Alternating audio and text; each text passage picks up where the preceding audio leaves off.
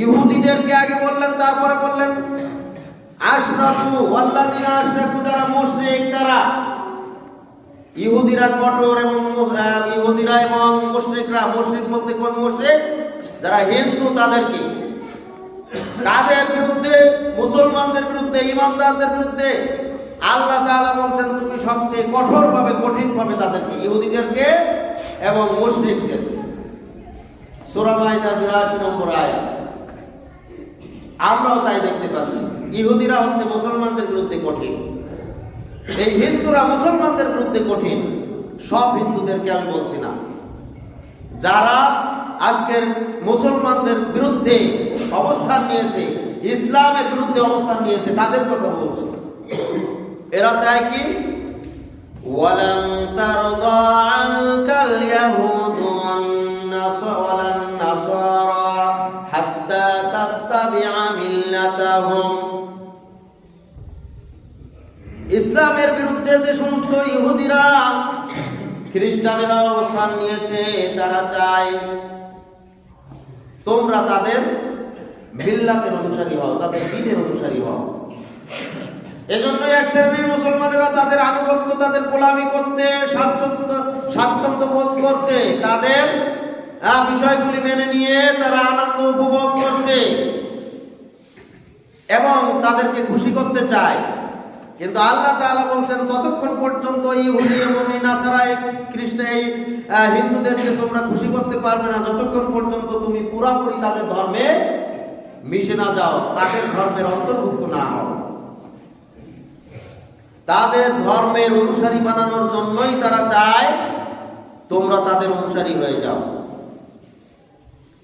ইহুদি, মুশরিক, এদের নীতি হচ্ছে এরা জেনে বুঝে মুসলমানদের ক্ষতি করছে। আর খ্রিস্টানেরা, তারা দিন সম্পর্কে, ইসলাম সম্পর্কে জানে না, তারা এমনিই পথভ্রষ্ট।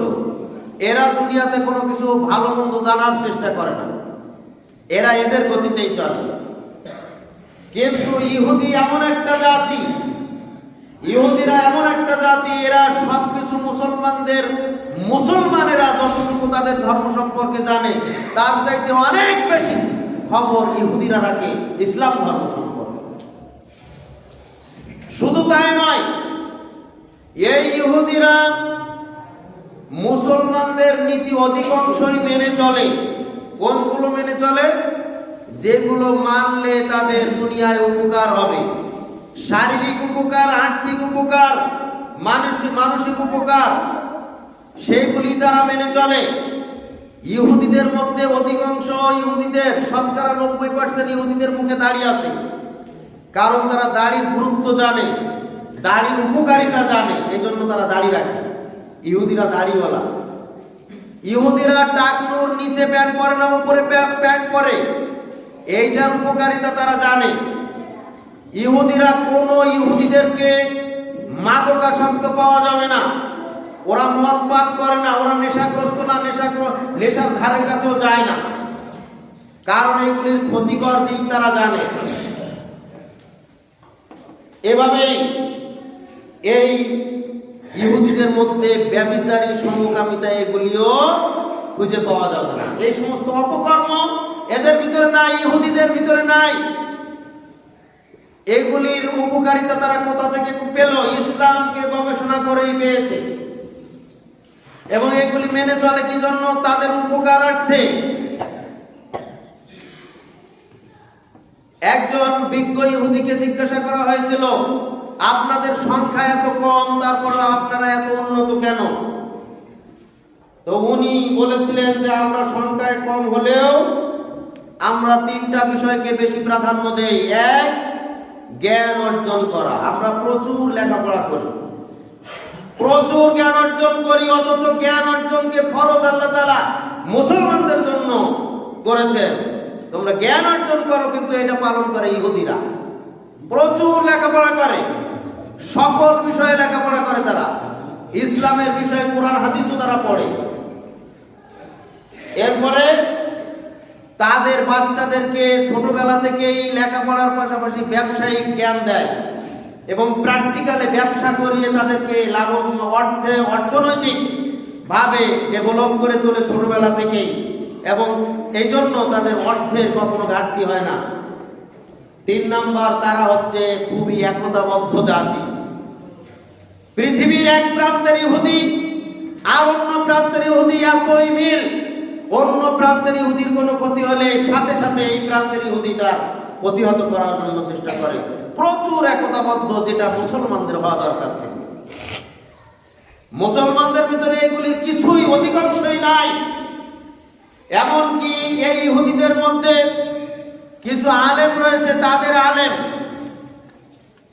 এই আলেমদের দিক নির্দেশনা অনুযায়ী তারা চলে।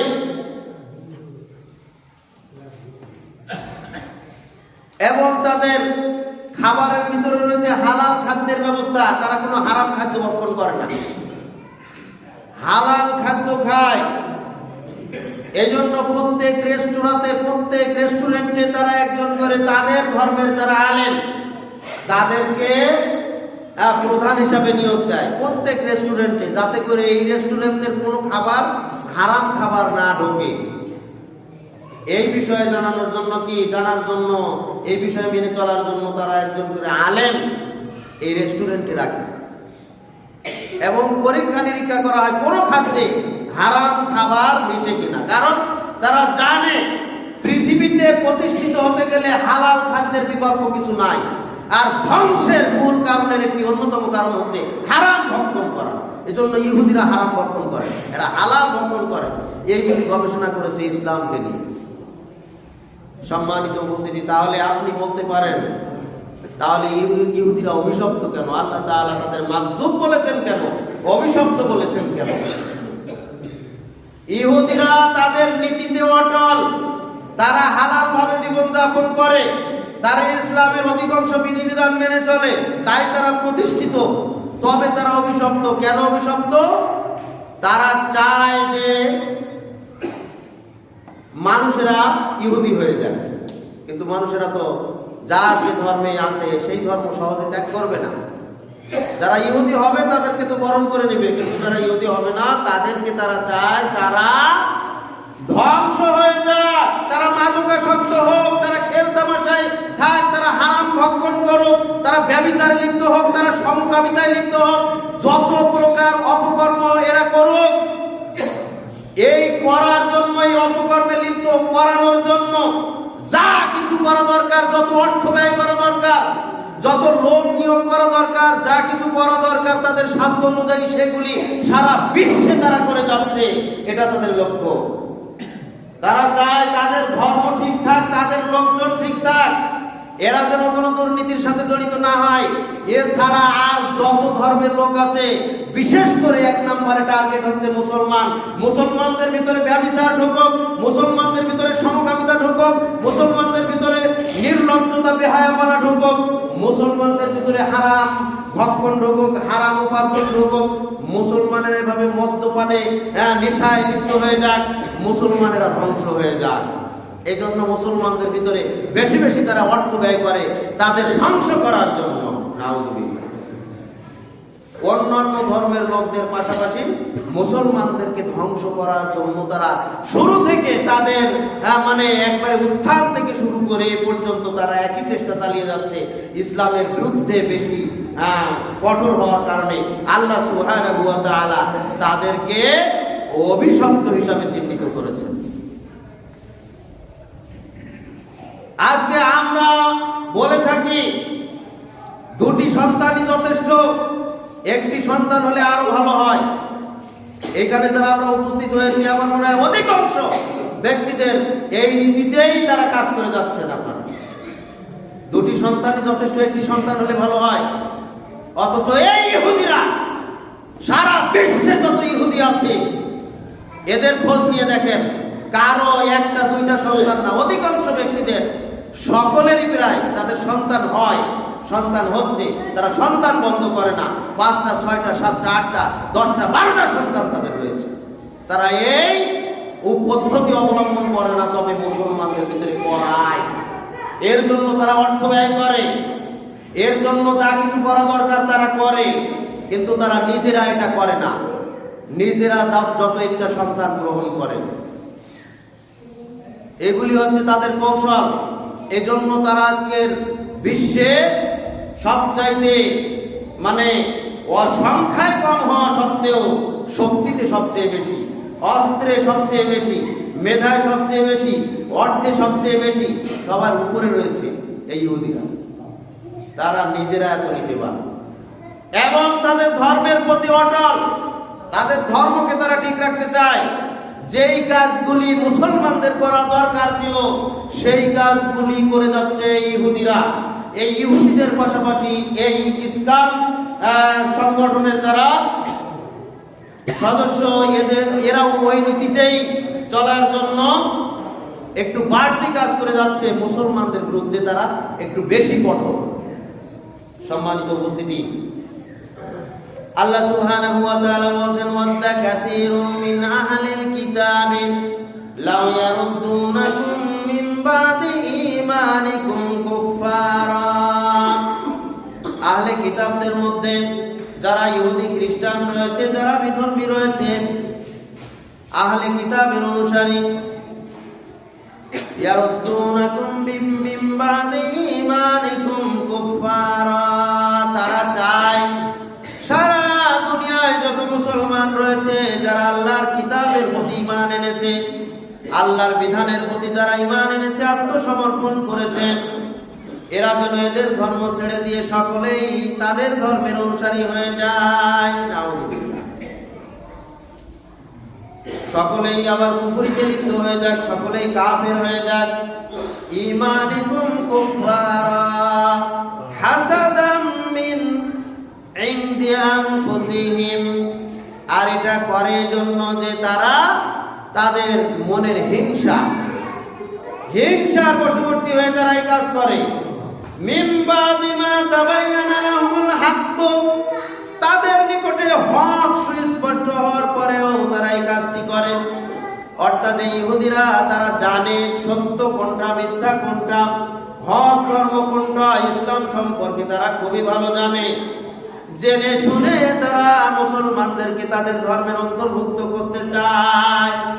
এজন্য ইহুদিরা সবচেয়ে বেশি অভিশপ্ত, খ্রিস্টানেরা জানে না, এজন্য তাদেরকে বলা হয়েছে দলালা, পথভ্রষ্ট। যারা জানে না কিছু, মানুষের মধ্যে যারা জানে না, জানার চেষ্টা করে না, এরা কি পথভ্রষ্ট। আর কিন্তু যারা জানে কিন্তু মানে না, অথবা জেনে শুনে সজ্ঞানে বিরোধিতা করে, এরা সকলে হচ্ছে ইহুদিদের চেলা, ইহুদিদের অনুকরণ করে এরা। সম্মানিত উপস্থিতি, এজন্য মুসলিম হিসাবে আমাদের আসলে প্রথম করণীয় দরকার ছিল এই সমস্ত ইসলাম বিরোধী শক্তিকে দমন করার জন্য আমাদেরকে অবশ্যই আল্লাহর বিধানের দিকে ফিরে আসা। এর বিকল্প কিছু নাই। আমরা যদি আমাদের মতো চলতে থাকি তাহলে তাদের প্রতিহত করার মতো শক্তি ক্ষমতা আমরা কখনো খুঁজে পাবো না। আল্লাহর শক্তির প্রয়োজন আমাদেরকে। তাদের প্রতিহত করার জন্য আল্লাহর সাহায্য, আল্লাহর শক্তি আমাদের উপরে থাকতে হবে। আল্লাহ তাআলা বলেন, ওয়ালা তাহিনু ওয়ালা তাহজানু ওয়া আনতুমুল আ'লাউনা ইন কুনতুম মুমিনিন। ওয়ালা তাহিনু, তোমরা চিন্তিত হয়ো না, ওয়ালা তাহজানু, তোমরা হতাশাগ্রস্ত হয়ো না, ওয়া আনতুমুল আ'লাউনা, সর্ব অবস্থায় তোমরা বিজয়ী। ইন কুনতুম মুমিনিন, যদি তোমরা ঈমানদার হও, মুমিন হও। মুমিন হলে তোমাদের বিজয় নিশ্চিত। মুমিন যদি না হও, বিজয়ের কোনো কল্পনাই তোমরা করা তোমাদের উচিত হবে না। মুমিন যদি হও তাহলে বিজয় তোমাদের জন্য সুনিশ্চিত। বিজয় নিয়ে তোমাদের কোনো টেনশনের প্রয়োজন নাই। সুবহান, তোমাদের কর্তব্য হচ্ছে ঈমানদার হও। ঈমানদার হতে হবে, তাহলে এই বিরোধী শক্তি, বাতিল শক্তি, ইসলামের দুশমনদেরকে প্রতিহত করা যাবে, তাদেরকে সহজেই দমন করা যাবে। কিন্তু আমাদের ঈমানের কোনো ঠিক ঠিকানা নাই। আমরা তাদের বিরুদ্ধে প্রতিরোধ করেও তেমন একটা সাকসেস হতে পারবো না। চূড়ান্ত চূড়ান্ত প্রতিরোধ আমরা গড়ে তুলতে পারবো না, হয়তো কিছু প্রতিরোধ করতে পারবো আমাদের শক্তি সামর্থ্য অনুযায়ী। দেশ প্রেমিক হিসাবে দেশ থেকে উৎখাত করার জন্য আমরা তাদেরকে যদি চেষ্টা করি, তাদের বিরুদ্ধে কঠোর হই, তাহলে হবে। কিন্তু ইসলামের তেমন একটা উপকার হবে না। আর ইসলামের উপকার হবে কখন? যখন আমরা অধিকাংশ মানুষ ইমানদার হয়ে যাব এবং আল্লাহর সাহায্য লাভ করব। ইসলাম উপকৃত হবে, এদেশের মুসলিমরা উপকৃত হবে, আল্লাহর সাহায্য নেমে আসবে, আর এই বাতিল শক্তি পালিয়ে কুল পাবে না। এজন্য আমাদের সবচেয়ে বড় প্রয়োজন হচ্ছে আমাদের ঈমানকে টিকিয়ে রাখা, আমাদের নিজেদের ঈমানের উপরে অটল রাখা। এটাই হচ্ছে সবচেয়ে বড় দাবি। সম্মানিত উপস্থিতি, আজকে আমরা আমাদের মুসলিম সমাজ, আমাদের অবস্থা হয়েছে এমন, আমাদের ধর্মের দশা হচ্ছে এমন যে আমাদের এই বিধানগুলো আমরা নিয়েছি এক একজন এক এক মন গড়া, এক এক জায়গা থেকে হাওলাত করা বিধান নিয়ে আমরা নিজেদের মন মতো ইসলাম দিয়ে চলতেছি। আমরা নিজেদেরকে মুসলিম দাবি করছি, কিন্তু আমাদের কৃষ্টি কালচার, আমাদের আকীদা, আমাদের কার্যক্রম মনে হচ্ছে যে এইগুলোর সাথে ইসলামের কোনো সম্পর্কই নাই। যেমন আমরা যখন মসজিদে আসি তখন আমরা মুসলমান, মসজিদে আসি আমরা মুসলিম, আবার মসজিদ থেকে বের হয়ে যাচ্ছি, ইসলামের কোনো খবর আমার ভিতরে আর দেখা যাচ্ছে না। আমলে, আকীদায়, কাজে, কলাপে, পরিবারে, সমাজে আর ইসলামের কোনো খোঁজখবর পাওয়া যাচ্ছে না। বিবাহ শাদীতে ইসলামের কোনো কিছুই নাই। ইসলাম আছে কোথায়? মসজিদে আছে ইসলাম। আমরা যখন রাজনীতি করি তখন হয়ে যাচ্ছে সেকুলার, রাজনীতির সাথে জড়িত হয়ে গেলে সেকুলার হয়ে যাচ্ছি। আমরা যখন ব্যবসার সাথে জড়িত হচ্ছি তখন হচ্ছে সুদী কারবার, সুদ ছাড়া ব্যবসা যেন হয় না। আমরা যখন সাংস্কৃতিক কোনো অনুষ্ঠান উদযাপন করি তখন আমরা উলঙ্গ বেহায়া করার সাথে জড়িত হওয়া ছাড়া আমাদের এই অনুষ্ঠান চলে না, হয় না। আমরা যখন বিজ্ঞান চর্চা করি তখন হয়ে যায় নাস্তিক। তাহলে ইসলামটা কোথায় আমাদের? ইসলামটা শুধু মসজিদে আসলে কতক্ষণের জন্য? যতক্ষণ নামাজ পড়তে সময় লাগে, এতক্ষণ আমাদের কাছে ইসলাম আছে, বাইরে আর ইসলামের খবর নাই। এ হচ্ছে মুসলমানদের দশা। সম্মানিত উপস্থিতি, এই জগা খিচুড়ি ইসলাম প্রতিষ্ঠা করার জন্য জগা খিচুড়ি ইসলাম মুহাম্মদ সাল্লাল্লাহু আলাইহি ওয়াসাল্লাম নিয়ে আসেন নাই। মুহাম্মদ সাল্লাল্লাহু আলাইহি ওয়াসাল্লাম যে ইসলাম প্রতিষ্ঠা করে গিয়েছেন, এটা হচ্ছে পিওর ইসলাম, এটা হচ্ছে খাঁটি ইসলাম। আর বর্তমান যুগে যে ইসলাম আমরা পাচ্ছি, আমরা মেনে চলি, এটা হচ্ছে জগা খিচুড়ি ইসলাম। এটা হচ্ছে এমন ইসলাম যে একটা লোক গাড়ি তৈরি করলো কি দিয়ে? বাস থেকে নিল, মোটরসাইকেল থেকে নিল একটা হ্যান্ডেল, হেলিকপ্টার থেকে নিল পাখাটা, তারপরে ট্রাক্টরের একটা চাকা নিল, তারপরে বিমানের ইঞ্জিন নিল, বিভিন্ন গাড়ি থেকে এক একটা পার্টস নিয়ে কি করলো? সে নিজের মতো করে একটা গাড়ি তৈরি করলো। গাড়ি তৈরি করে সে গাড়ি তৈরি করলো, এই গাড়িটা কি কোনো কাজে লাগবে? এই গাড়িটাকে দিয়ে মানুষ কি উপকার হবে? এই গাড়িটা কি করতে পারে? সে বিভিন্ন গাড়ি থেকে পাশপাতি নিয়ে একটা গাড়ি নিজের মতো তৈরি করলো। এই গাড়ি যেমন অকেজ, এই গাড়ি থেকে যেমন কোনো কাজে লাগবে না, জাদুঘরে রেখে দেওয়া ছাড়া আর কিছুই কোনো কাজে আসবে না, ঠিক তেমনি ভাবে ইসলামটা এরকম জগা খিচুড়ি ইসলামে পরিণত হয়েছে। বিভিন্ন মতবাদ থেকে, বিভিন্ন বিধর্মীদের কৃষ্টি কালচার থেকে হাওলাত করা সিস্টেম ইসলামের ভিতরে ঢুকিয়ে দিয়ে ইসলামটাকে ওরকম একটা গাড়িতে রূপ দেওয়া হয়েছে। এবং তার অনুসারী আমরা মুসলমানরা, আমাদের উপরে আল্লাহর সাহায্য আসবে কিভাবে? এই জন্য আমাদেরকে ফিরে আসতে হবে কোরআন এবং সহিহ সুন্নাহর দিকে।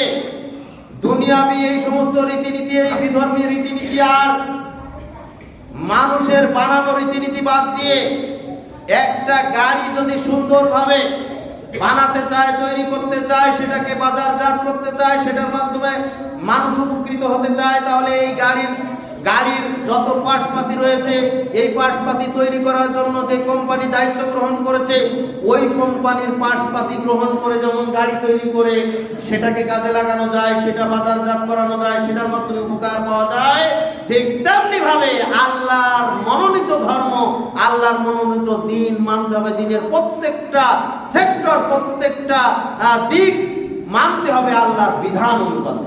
এখানে অন্য কোনো মতবাদ, অন্য কোনো বিধান যদি ঢুকানোর চেষ্টা করা হয়, তাহলে ওটাই হবে জগা খিচুড়ি ইসলাম, ওটার আল্লাহর মনোনীত ইসলাম থাকবে না, আল্লাহ প্রদত্ত ইসলাম আর ওটা থাকবে না।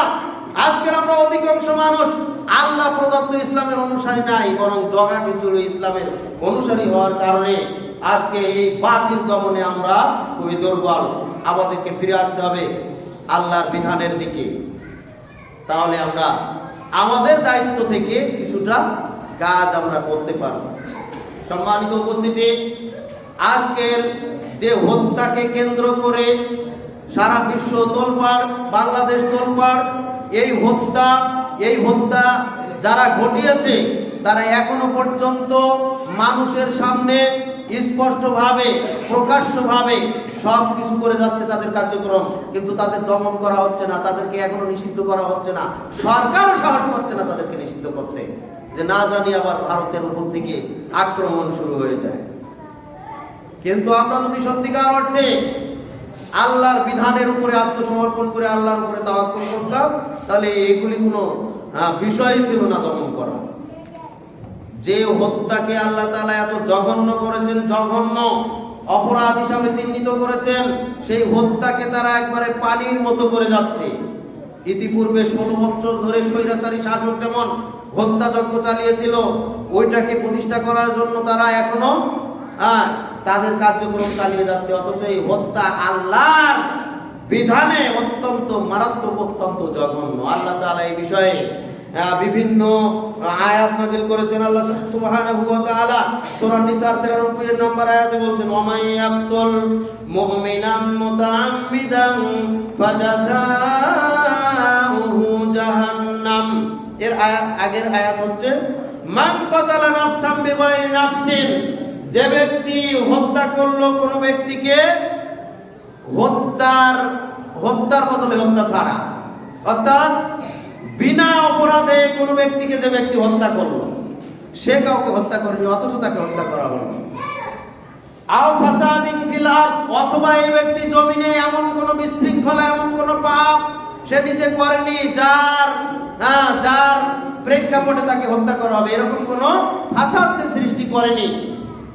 নিরপরাধ ব্যক্তি তাকে যদি হত্যা করা হয়, তাহলে ফাকান্নামা কাতালান নাসা জামিআ, যে ব্যক্তি এই নিরপরাধ নিরীহ ব্যক্তিকে হত্যা করলো, সেজন্য সারা দুনিয়ার সমস্ত মানুষকে হত্যা করলো। আপনি বলতে পারেন সারা দুনিয়ার সব মানুষকে হত্যা করেনি, তাকে এই কথা বলার অর্থ কি? এই কথা বলার অর্থ হচ্ছে সারা দুনিয়ার যত হাজার কোটি মানুষ আছে, এই সকল মানুষের হত্যার যে পরিমাণ শাস্তি, এই সমস্ত শাস্তি তার আমলনামায় লেখা হবে, এটাই হচ্ছে কথা। সেজন্য সারা দুনিয়ার সমস্ত মানুষকে হত্যা করলো, অর্থাৎ সারা দুনিয়ার সমস্ত মানুষকে হত্যা করলে যে পরিমাণ অপরাধ হতো, সেই পরিমাণ অপরাধ, সেই পরিমাণ শাস্তি তাকে আল্লাহ তাআলা দিবেন। নাউযুবিল্লাহ। ওয়ামান আহইয়াহা ফাকান্নামা আহইয়ান নাস জামিআ, আর যে ব্যক্তি কোনো মানুষকে বাঁচালো, হত্যার হাত থেকে বাঁচালো, সেজন্য সারা দুনিয়ার সমস্ত মানুষকে হত্যার হাত থেকে বাঁচালো। সুবহানাল্লাহ।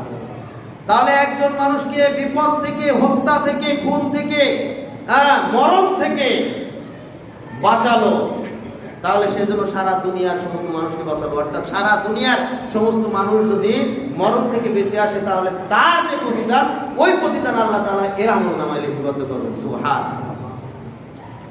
আব্দুল্লাহ ইবনে মাসউদ রাদিয়াল্লাহু তাআলা বলেন, কোন ব্যক্তি যদি দুনিয়াতে অন্যায়ভাবে কাউকে হত্যা করে, তাহলে এই এত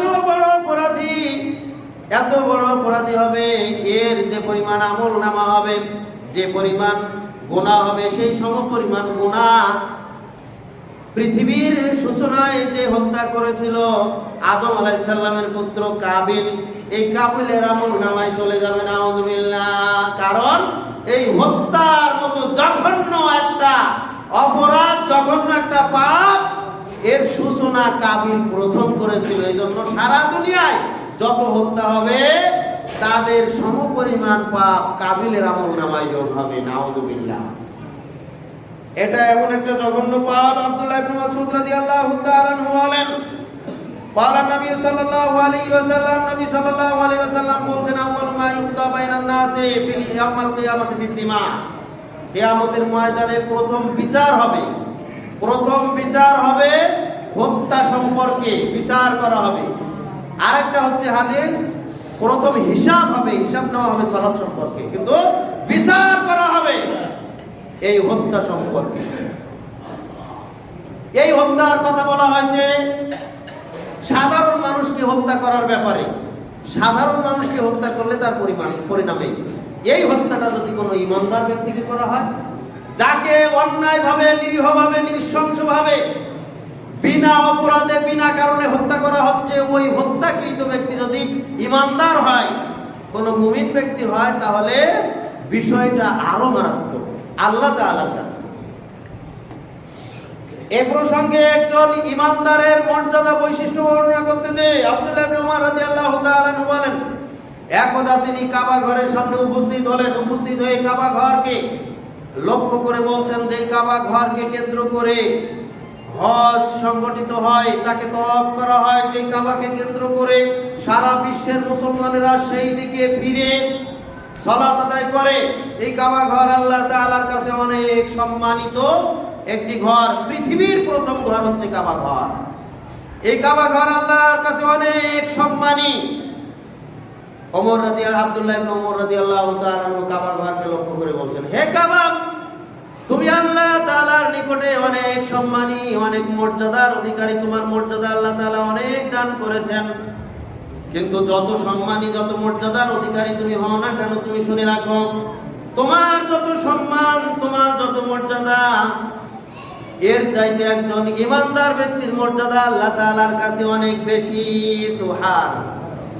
একজন ইমানদার ব্যক্তির মর্যাদার কাছে তুমি কিছুই নও। সুবহানাল্লাহ। একজন ইমানদার, একজন মুমিন ব্যক্তির মর্যাদা আল্লাহ তাআলার কাছে এত বেশি। সুবহানাল্লাহ। এজন্যই আল্লাহ তাআলা বলছেন, ওয়া মান ইয়াকতুল মুমিনান মুতাআম্মিদান, যদি কোনো ব্যক্তি, কোনো ইমানদার ব্যক্তিকে অন্যায়ভাবে হত্যা করে, ফাজাজাউহু জাহান্নাম, আল্লাহ তাআলা তার পরিণামে তাকে জাহান্নাম দান করবেন। নাউযুবিল্লাহ। জাহান্নামে নিক্ষেপ করবেন। নাউযুবিল্লাহ। এ পর্যন্ত বললেই তো আল্লাহ তাআলা বলতে পারতেন, আর বলার প্রয়োজন ছিল না। কিন্তু হত্যা, এই মুমিন ব্যক্তিকে হত্যা করা আল্লাহ তাআলার কাছে এত নিকৃষ্ট, এত জঘন্য অপরাধ যে আল্লাহ তাআলা শুধু এখানে এসেই ক্ষান্ত দিলেন না, দ্বিতীয় নম্বরে আল্লাহ তাআলা বললেন খালিদান ফিহা, এই হত্যাকারী ব্যক্তি চিরদিন জাহান্নামী হবে, কখনো জাহান্নাম থেকে মুক্তি পাবে না। এই কথা দ্বিতীয় নম্বরে এই কথা বলে আল্লাহ তাআলা ক্ষান্ত দিতে পারতেন, থামতে পারতেন, কিন্তু তিনি থামলেন না, তিনি বলেই চললেন। তিন নম্বরে বললেন ওয়া গাদিবাল্লাহ, আল্লাহ তাআলা তার প্রতি রাগান্বিত, আল্লাহ তাআলা তার প্রতি অত্যন্ত ক্ষিপ্ত, আল্লাহ তাআলা তার প্রতি অত্যন্ত রাগান্বিত। দ্বিতীয় নম্বরের এই কথা বলেও আল্লাহ তাআলা ক্ষান্ত দিলেন না, থামলেন না, কারণ একজন ইমানদার ব্যক্তির মর্যাদা আল্লাহ তাআলার কাছে অনেক অনেক অনেক গুণ বেশি। এজন্য আল্লাহ তাআলা বলছেন তারপরে 4 নম্বরে ওয়াল্লানাহু, তার উপরে আল্লাহর লানত, আল্লাহর অভিশাপ। ওয়াল্লানাহু, তার উপরে আল্লাহর লানত, আল্লাহর অভিশাপ, তার উপরে ফেরেশতাদের অভিশাপ, লানত, তার উপরে সমস্ত সৃষ্টিকুলের লানত, অভিশাপ। সে হচ্ছে লানত প্রাপ্ত ব্যক্তি, তার উপরে লানত। নাউযুবিল্লাহ। 4 নম্বরে এই কথা বলে আল্লাহ তাআলা ক্ষান্ত দিলেন না, আরো বলে চললেন, কারণ একজন ইমানদার ব্যক্তির মর্যাদা আল্লাহ তাআলার কাছে অনেক গুণ বেশি। সুবহানাল্লাহ। এজন্যই 5 নম্বরে বললেন ওয়া আ'আদ্দা লাহু আযাবান আলিমা, আল্লাহ তাআলা তার জন্য জাহান্নামে অত্যন্ত মর্মান্তিক, অত্যন্ত কঠিন, যন্ত্রণাদায়ক শাস্তি তার জন্য নির্ধারণ করে রেখেছেন। নাউযুবিল্লাহ। এই 5টি শাস্তির কথা আল্লাহ তাআলা এই আয়াতের মধ্যে উল্লেখ করলেন। 1 নাম্বার, তার জন্য জাহান্নাম। 2 নাম্বার, সেখানে সে চিরদিন থাকবে। 3 নাম্বার, তার উপরে আল্লাহ রাগান্বিত, আল্লাহর গজব প্রাপ্ত সে। 4 নাম্বার, তার উপরে আল্লাহর অভিশাপ, লানত। 5 নম্বরে আল্লাহ তাআলা তার জন্য অনেক বড় জঘন্য শাস্তির ব্যবস্থা জাহান্নামে রেখেছেন। নাউযুবিল্লাহ। কারণ একজন ঈমানদার ব্যক্তি আল্লাহ তাআলার কাছে অনেক মর্যাদার অধিকারী। সুবহান। আবু সাঈদ খুদরি রাদিয়াল্লাহু তাআলা আনহু বলেন, আবু সাঈদ খুদরি এবং আবু হুরায়রা রাদিয়াল্লাহু তাআলা আনহুমাই দুইজন সাহাবী হাদিস বর্ণনা করেছেন। নবী সাল্লাল্লাহু আলাইহি ওয়াসাল্লাম থেকে বলেছেন, রাসূল সাল্লাল্লাহু আলাইহি ওয়াসাল্লাম বলেছেন, আসমান জমিনে যা কিছু আছে সবাই মিলে যদি মাত্র একজন ঈমানদার ব্যক্তিকে মারে, খুন করে, হত্যা করে, একজন নিরপরাধ মুমিন ব্যক্তিকে, ঈমানদার ব্যক্তিকে যদি হত্যা করে, তাহলে এর বিনিময়ে আল্লাহ তাআলা আসমানবাসী সবাইকে, জমিনবাসী সবাইকে, সকলকে, সকল মানুষকে, সকল জিনকে, সকল ফেরেশতাকে, সকল সৃষ্টিকুলের প্রাণীকে তারা যদি মিলে হত্যা করে, তাহলে তাদের সবাইকে একত্রিতভাবে উপর করে জাহান্নামে নিক্ষেপ করতেও আল্লাহ তাআলা এক চুল পরিমাণ ত্রুটি করবেন না, সবাইকে জাহান্নামে নিক্ষেপ করবেন। নাউযুবিল্লাহ। একজন ঈমানদার ব্যক্তির মর্যাদা আল্লাহ তাআলার কাছে এত বেশি। সুবহান। আব্দুল্লাহ ইবনে আমর রাদিয়াল্লাহু তাআলা আনহু বলেন, রাসূল সাল্লাল্লাহু আলাইহি ওয়াসাল্লাম বলেন, গোটা পৃথিবী যদি ধ্বংস হয়ে যায়, গোটা পৃথিবী যদি ধ্বংস হয়ে যায়, তারপর আল্লাহর কাছে কিছুই মনে হবে না।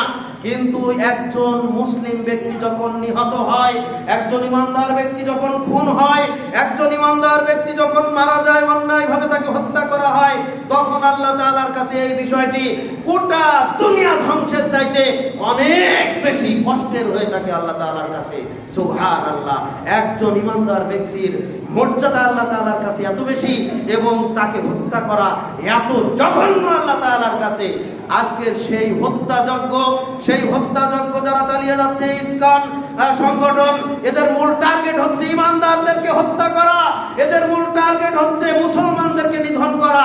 অবশ্যই মুসলিম হিসাবে আমাদেরকে তাদের বিরুদ্ধে সোচ্চার হতে হবে, কঠোর প্রতিরোধ গড়ে তুলতে হবে, আমাদের যার স্থান থেকে তাদের বিরুদ্ধে অবস্থান নিতে হবে। আল্লাহ সুবহানাহু ওয়া তাআলা আমাদেরকে তৌফিক দান করুন। আল্লাহ সুবহানাহু ওয়া তাআলা আমাদেরকে ইসলামকে বুঝে মেনে চলার তৌফিক দান করুন, আমাদেরকে ইসলামের উপরে অটল থাকার তৌফিক দান করুন, আমাদেরকে সত্যিকার ঈমানদার হওয়ার তৌফিক দান করুন। ওয়া আখিরি দাওয়ানা আনিল হামদুলিল্লাহি রাব্বিল আলামিন। বারাকাল্লাহু লানা ওয়া লাকুম ফিল কুরআনিল আযীম ওয়া নাফা'না ওয়া ইয়্যাকুম বিল আয়াতি ওয়াজ যিকরিল হাকীম। ফা ইন্নাহু তাআলা